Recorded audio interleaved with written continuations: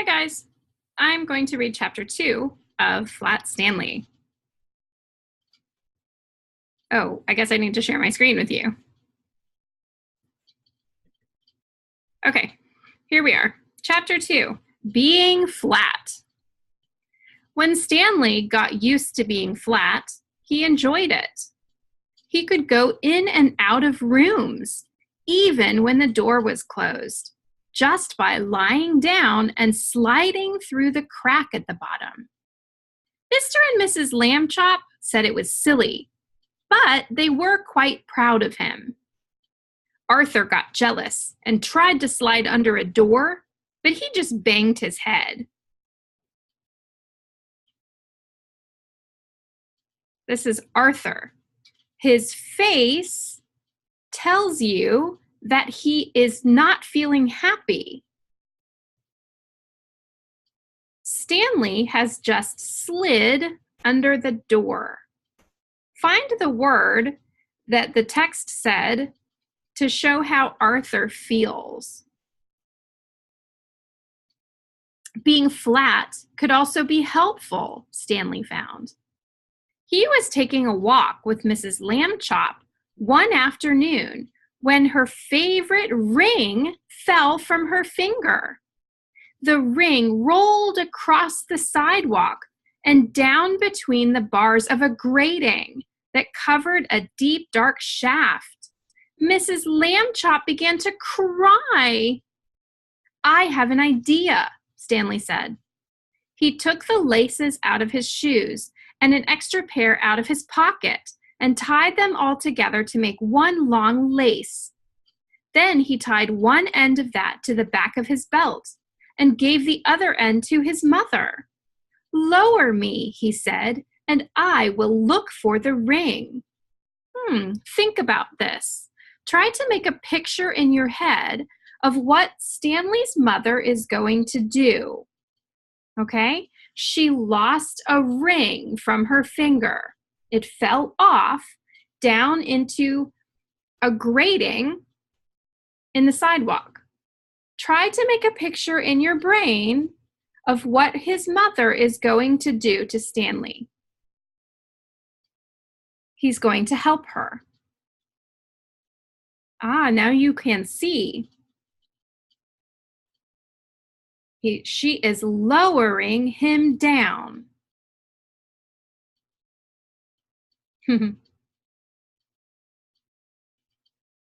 What is he going to do here?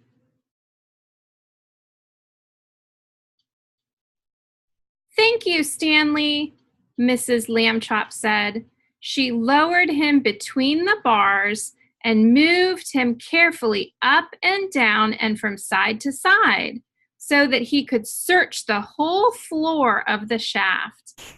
2 policemen came by and stared at Mrs. Lambchop as she stood holding the long lace that ran through the grating.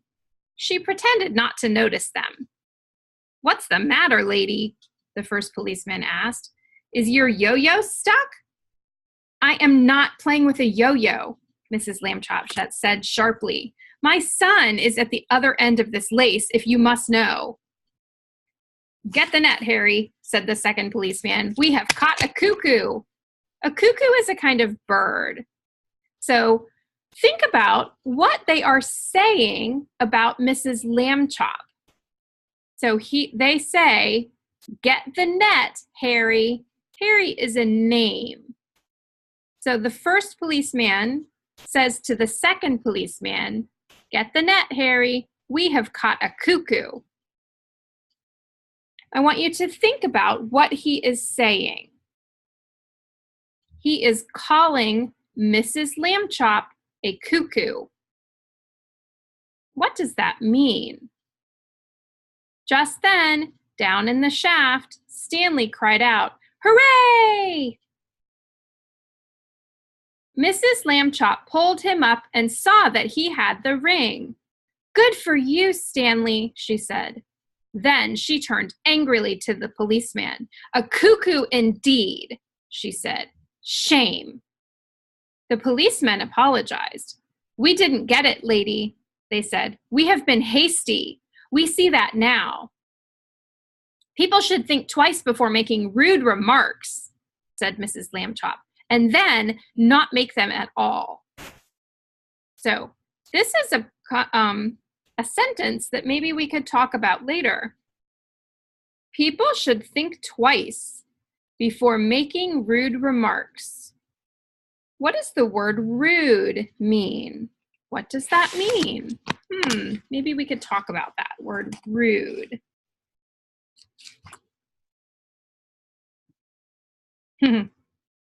What is Stanley doing here? The policeman realized it was a good rule and said they would try to remember it. One day, Stanley got a letter from his friend, Thomas Anthony Jeffrey, whose family had moved recently to California. A school vacation was about to begin, and Stanley was invited to spend it with the Jeffreys. "Oh boy," Stanley said, "I would love to go." Mrs. Lambchop sighed. "A round-trip train or airplane ticket to California is very expensive," he said. "I will have to think of some cheaper way." When Mr. Lambchop came home from the office that evening, he brought with him an enormous brown paper envelope. That is an enormous brown paper envelope for sure. "Now then, Stanley," he said, "try this for size." The envelope fit Stanley very well. There was even room left over. Mrs. Lambchop discovered for an egg salad sandwich made with thin bread and a toothbrush case filled with milk. They had to put a great many stamps on the envelope to pay for both airmail and insurance, but it was still much less expensive than a train or airplane ticket to California. The next day, Mrs. Lambchop slid Stanley into his envelope, along with the egg salad sandwich and the toothbrush case full of milk, and mailed him from the box on the corner. The envelope had to be folded to fit through the slot, but Stanley was a limber boy, and inside the box he straightened right up again.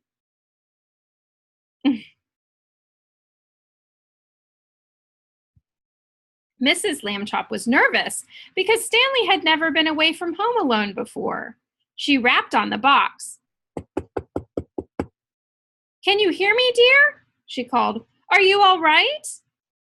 Stanley's voice came quite clearly. "I'm fine. Can I eat my sandwich now?" "Wait an hour and try not to get overheated, dear," Mrs. Lambchop said. Then she and Mr. Lambchop cried out, "Goodbye! Goodbye!" and went home. Stanley had a fine time in California. When the visit was over, the Jeffreys returned him in a beautiful white envelope they had made themselves. It had red and blue markings to show that it was airmail. And Thomas Jeffrey had lettered it valuable and fragile and this end up on both sides. Back home, Stanley told his family that he had been handled so carefully that he never felt a single bump. Mr. Lambchop said it proved that jet planes were wonderful, and so was the Postal Service, and that this was a great age in which to live. Stanley thought so too. Okay, that's the end of chapter 2. Okay, so I want you to be able to talk about what happens to Stanley in chapter 2. What does he do? Where does he go? Those are your 2 questions for chapter 2, okay? What does he do? And where does he go in chapter 2? Okay? So you can listen again and you can read the chapter again. All right? Bye. See you later.